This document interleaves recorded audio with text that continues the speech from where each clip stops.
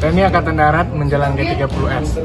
Pada 13 Januari 1965, perwira senior TNI AD bertemu untuk membahas. Super Semar adalah suatu surat yang menjadi awal peralihan kepemimpinan nasional, yaitu dari masa Orde Lama ke Orde Baru. Super Semar dikeluarkan pada 11 Maret. Pasca peristiwa G30 SPKI yang pertama setelah kegagalan kudeta G30 SPKI pada 30 September 1965, situasi politik Soeharto menilai PKI sebagai ancaman dan tindakan tegas. Pada 11 Maret 1996, Soekarno menandatangani surat perintah Soeharto membubarkan PKI. Surat Perintah 11 Maret atau yang dikenal dengan Super Semar terjadi pada tanggal 11 Maret tahun 1966 pada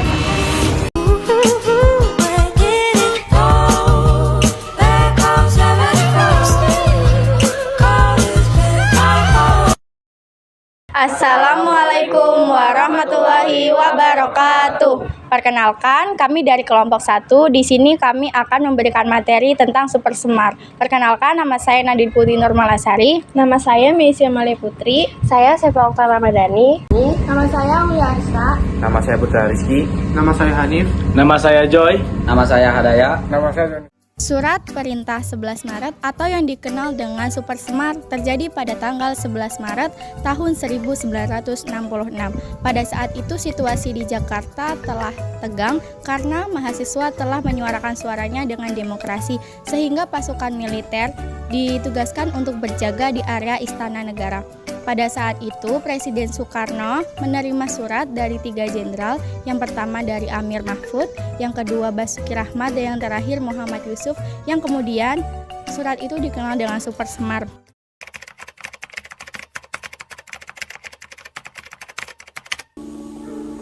Dari istana kami langsung ke rumah Pak Harto.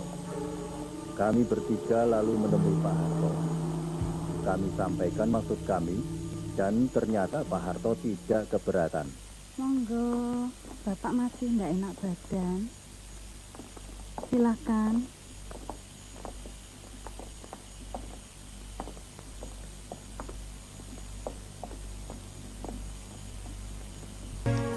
Yang kemudian surat wewenang itu diberikan kepada Letnan Jenderal Soeharto untuk mengambil alih tindakan guna mengendalikan situasi di Istana Negara.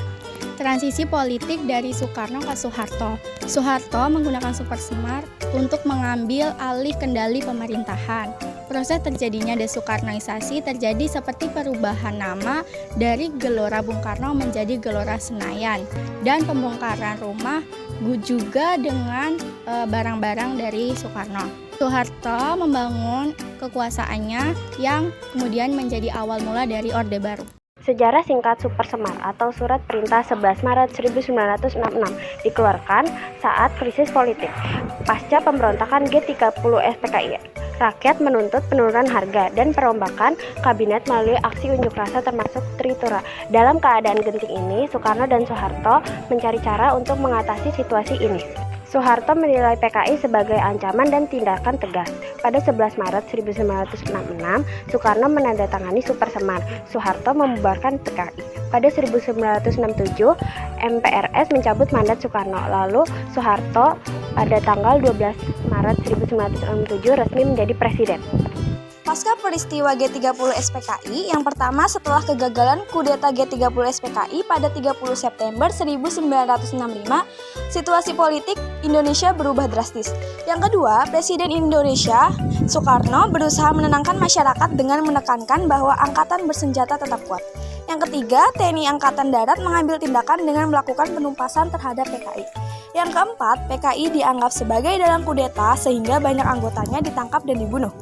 Yang keempat, Soekarno mencoba meredam situasi tetapi tekanan untuk bertindak terhadap PKI semakin besar. Yang kedua, ada demonstrasi mahasiswa. Yang pertama itu setelah G30 SPKI muncul demonstrasi mahasiswa yang menentang PKI. Yang kedua, mahasiswa anti-PK membentuk KAMI yang artinya Kesatuan Aksi Mahasiswa Indonesia dengan dukungan militer. Yang ketiga, pada 10 Januari 1966 mahasiswa mengeluarkan Tritura yang artinya 3 tuntutan rakyat. Yang satu, bubarkan PKI. Yang kedua, bersihkan kabinet dari unsur PKI. Yang ketiga, turunkan harga barang. Yang keempat, Soekarno menolak tuntutan tersebut, tetapi aksi mahasiswa terus berlanjut sehingga akhirnya berujung pada lengsernya Soekarno dan naiknya Soeharto. Super Semar adalah suatu surat yang menjadi awal peralihan kepemimpinan nasional, yaitu dari masa Orde Lama ke Orde Baru. Super Semar dikeluarkan pada 11 Maret 1966, membuat terjadinya penyerahan mandat kekuasaan dari Presiden Soekarno ke Presiden Soeharto. Saat itu, Soeharto masih menduduki jabatan sebagai Menteri atau Panglima Angkatan Darat. Salah satu tujuan dikeluarkan Super Semar adalah sebagai bentuk upaya mengatasi konflik yang terjadi di dalam negeri saat itu. Salah satunya adalah peristiwa G3SPKI pada tanggal 1 Oktober 1965. Seperti yang dijelaskan sebelumnya, hingga saat ini keberadaan dari Super Semar masih terus menjadi kontroversi karena memang naskah aslinya tidak pernah ditemukan. TNI Angkatan Darat menjelang G30S. Pada 13 Januari 1965, perwira senior TNI AD bertemu untuk membahas posisi politik mereka karena mereka menghadapi dua kubu, yaitu Soekarno dan juga PKI. TNI AD terbagi menjadi dua kelompok, yaitu kelompok Nasution yang ofensif dan kelompok yang moderat. Dewan Penelitian dan Pengembangan TNI AD mengantisipasi gerakan PKI.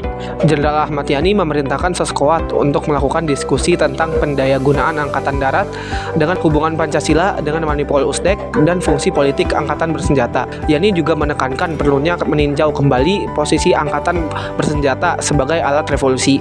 Intinya materi ini membahas tentang situasi politik dan militer yang ada di Indonesia menjelang gerakan 30 September.